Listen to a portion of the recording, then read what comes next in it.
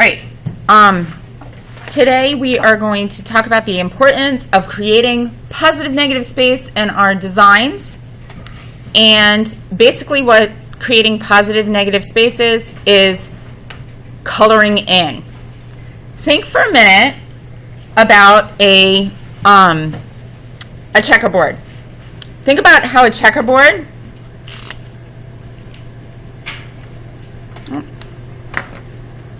I'm going to use black.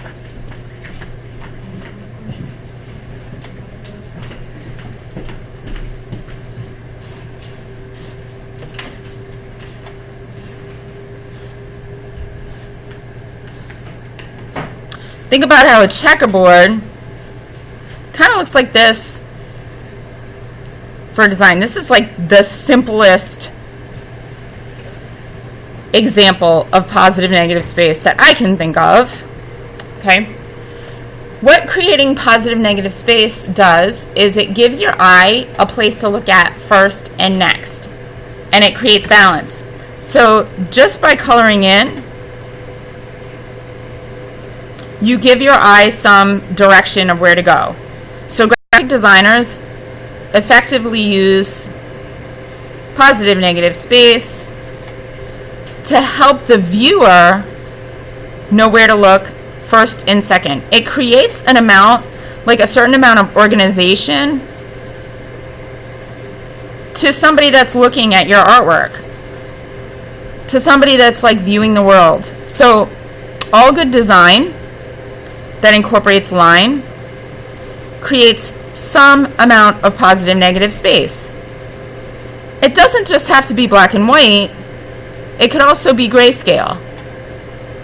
So there could be a variety of values that also help us see positive and negative space. So as you can see here, this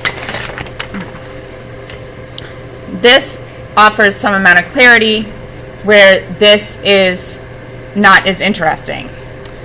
If this is the area of our artwork that we want to say we didn't want to color in, we could also use something called line weight. Line weight is,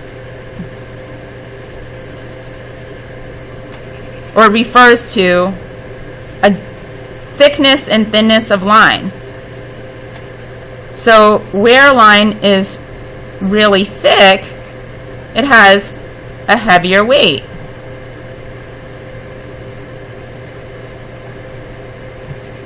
And there's all different things that we can do, and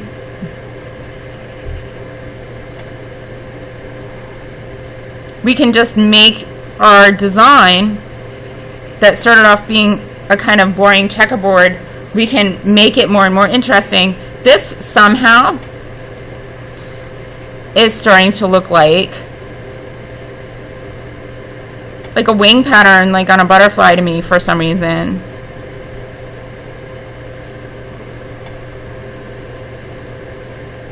And then I can get even thinner by creating a dotted line or using a thinner tool. Like I'm using a fat Sharpie, I could start using a skinny Sharpie, so on and so forth. Okay? So, here you'll see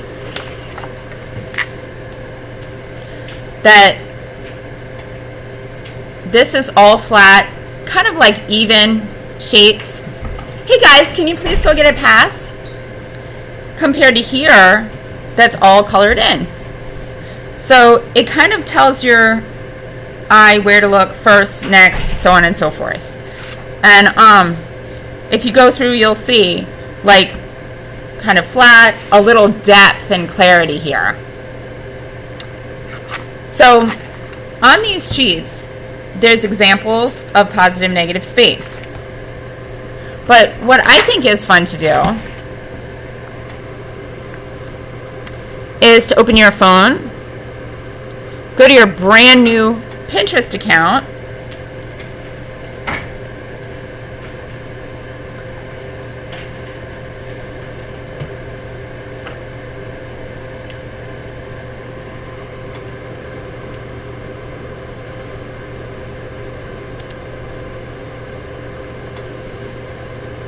And you can, if you do how to or step by step.